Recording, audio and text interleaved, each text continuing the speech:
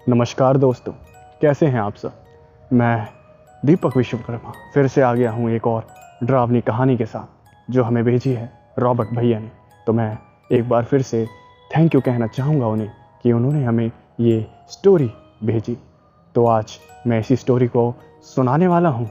तो अगर आपने हमारे चैनल को सब्सक्राइब नहीं किया है और आपको डरावनी कहानियाँ सुनना पसंद है तो प्लीज़ नीचे दिए गए लाल बटन को प्रेस करके हमारे चैनल को सब्सक्राइब कर लें और साथ ही नोटिफिकेशन बेल को भी ऑन कर लें ताकि आपको हमारी न्यू वीडियोस की नोटिफिकेशन मिलती रहे। तो अब बिना किसी देरी के शुरू करते हैं।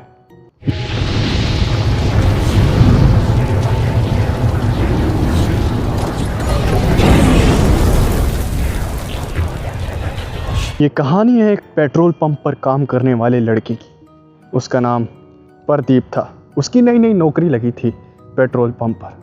वो जहाँ रहता था वो जगह बहुत दूर थी। वो गांव में रहता था एक, जहाँ पर नौकरियाँ नहीं थी, जिसके कारण उसे इतनी दूर एक नौकरी के लिए आना पड़ा।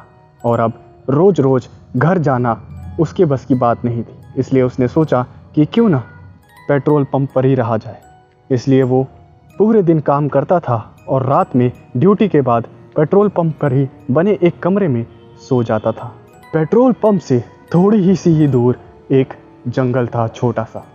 एक रात प्रदीप अपने कमरे में सो रहा था और अचानक से उसे एक लड़की की चिल्लाने की आवाज़ आई। प्रदीप तुरंत अपने कमरे से बाहर निकला और आसपास देखने लगा कि ये चीखने की आवाज़ कहाँ से आ रही। उसने ध्यान दिया कि वो आवाज़ उसी छोटे से जंगल से आ रही थी। पहले तो प्रदीप थोड़ा घबरा गया, लेकिन इंसानियत नाम की भी कोई चीज़ होती है।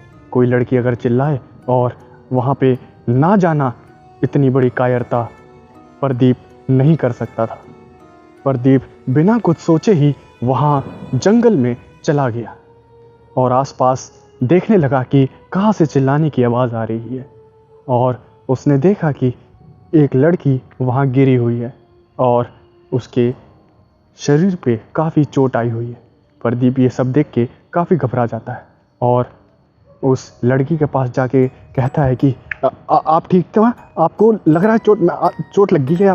मैं रुकिए मैं हॉस्पिटल आपको लेके चलता हूँ। घबराने की कोई बात नहीं है, आप बिल्कुल भी मत डरिए, मैं अब आ गया हूँ, सब कुछ ठीक हो जाएगा। लेकिन वो लड़की कुछ जवाब नहीं देती और रोती रहती है। प्रदीप उसे जैसे तैसे चुप कराता है और हॉस्पिटल ले जाने की बात करता है। वो लड़की मना कर देती है और वो कहती है वो हॉस्पिटल नहीं जाएगी। ये बात काफ़ी ज़्यादा अजीब थी प्रदीप के लिए। प्रदीप उस लड़की से काफ़ी देर तक बात करता है और फिर उन दोनों में दोस्ती अच्छी बन जाती है। प्रदीप उस लड़की से उसके घर के बारे में पूछता है, लेकिन वो लड़की कहती है कि मेरा घर पास नहीं है, आपको टेंशन लेने की कोई ज़रूरत नहीं है, मैं अपने घर चली जाऊँगी। प्रदीप और वो दोनों जंगल से बाहर आते हैं और वो लड़की अपने घर की तरफ मुड़ जाती है। प्रदीप पेट्रोल पंप की तरफ बढ़ जाता है, तभी उसे ध्यान आता है कि चलो नाम पूछ लेता हूँ इस लड़की का। वो जैसे ही नाम पूछने के लिए पीछे मुड़ता है तो वो देखता है कि वो लड़की वहाँ नहीं थी।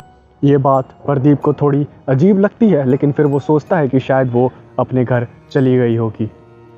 प्रदीप अगले दिन पूरे दिन ड्यूटी करता है और फिर रात को अपने कमरे में सो जाता है। रात के 12 बजे थे, तभी अचानक से उसका कोई दरवाज़ा खटखटाता है। वो पेट्रोल पंप काफ़ी सुनसान इलाके में था, जिसके कारण वहाँ स्टाफ बहुत कम था। इसलिए जिसको भी पेट्रोल भरवाना होता था वो उस कमरे को खटखटाता था और प्रदीप उसे पेट्रोल दे देता था। प्रदीप को यही लगा कि कोई पेट्रोल भरवाने आया होगा और वो इसी बात को सोचकर दरवाज़ा खोलता है। वो देखता है कि वो लड़की उसके कमरे के बाहर खड़ी है। प्रदीप को काफ़ी ज़्यादा अजीब लगता है कि एक लड़की इतनी रात को ऐसे क्यों घूमेगी। वो लड़की प्रदीप से कहती है कि मैं तो तुम्हें थैंक यू कहने आई हूँ कि तुम इतनी रात को मेरी चीखें सुन के उस अंधेरे जंगल में भी आ गए। तुम्हारे जैसे अच्छे लोग आजकल इस दुनिया में बचे ही कहाँ हैं। प्रदीप काफ़ी ज़्यादा हैरान होता है और वो कहता है कि तुम्हें रात को आने की क्या ज़रूरत थी, तुम दिन में भी तो आ सकती थी। वो लड़की कहती है कि मैं दिन में नहीं आ सकती और मैं अपने काम में बहुत बिजी रहती हूँ। प्रदीप को फिर ये सब बात हजम हो जाती है। ये सुन के कि वो अपने काम में बिजी रहती है। फिर वो दोनों काफ़ी लंबे वक्त तक बात करते हैं और सुबह होने से पहले वो वहाँ से चली जाती है लड़की।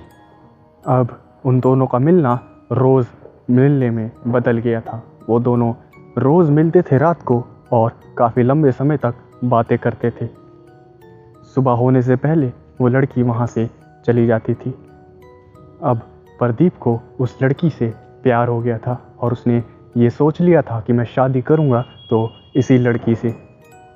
सुबह सुबह जब उसके दोस्त ड्यूटी पे आए तो प्रदीप ने ये सारी बातें उन्हें बताई और प्रदीप के दोस्त बोले, बड़ा बड़ा छुपा रुस्तम निकला। हाँ, लड़की भी पटा ली, बताया भी नहीं, अब मिला तो दे अब भाभी से। अब ऐसा थोड़ी करेगा भाइयों के साथ तू, हम भी तो तेरे भाई हैं, मिलने का हक है यार।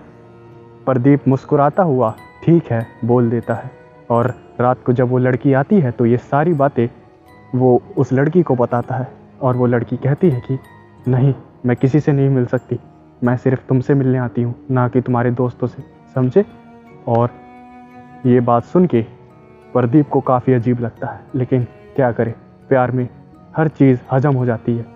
ये बात भी हजम हो गई और सुबह जब उसके दोस्त ड्यूटी पे आए तो उसने ये बातें अपने दोस्तों को बताई।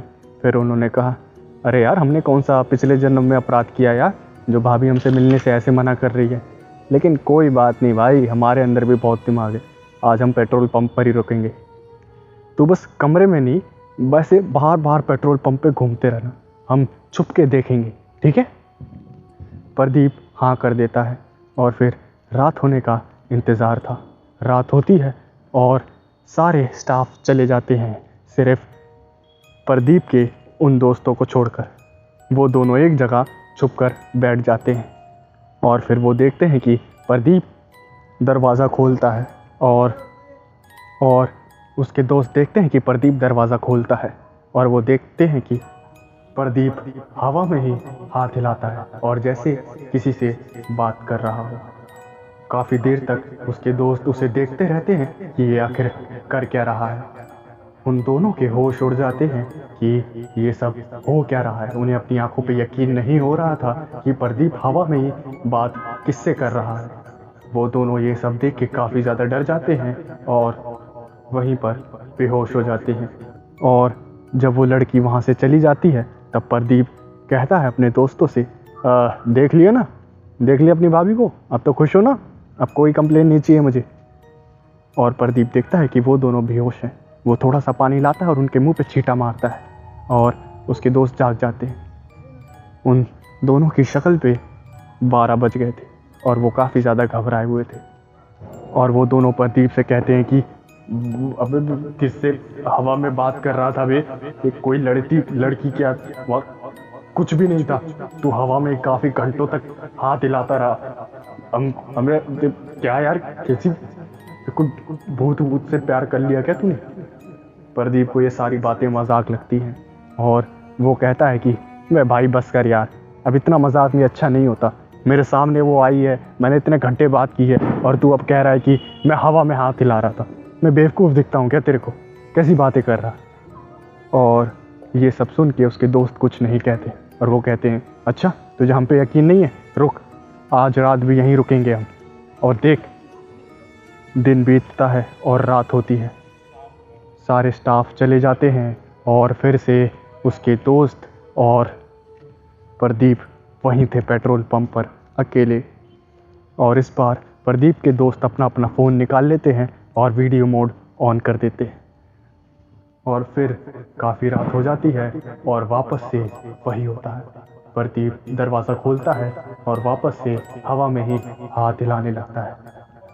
काफ़ी घंटों तक वो रिकॉर्डिंग करते रहते हैं और जब वो लड़की वहाँ से चली जाती है तो प्रदीप आके कहता है कि दिखा वीडियो, दिखा, कहाँ है वीडियो, बता। और वो वीडियो देख के उसके हाथ पैर ठंडे हो जाते हैं और इतनी दिनों से वो एक आत्मा से बात कर रहा है, ये सुन के उसके होश उड़ जाते हैं। वो इतना ज़्यादा घबरा जाता है कि नौकरी छोड़कर तुरंत अपने गांव जाने का फैसला कर लेता है और वहाँ से अपने गांव चला जाता है। तो मैं उम्मीद करता हूँ आप सभी को ये स्टोरी पसंद आई होगी, और अगर आपको ये स्टोरी पसंद आई तो प्लीज़ वीडियो को लाइक करें और चैनल को सब्सक्राइब करना ना भूलें। हमें सपोर्ट करें ताकि हम आपको ऐसे ही डरावनी कहानियाँ सुनाते रहें। तो मिलते हैं एक और डरावनी कहानी के साथ या फिर एक सच्ची घटना के साथ अगली वीडियो में। तब तक के लिए थैंक्स फॉर वॉचिंग। अलविदा।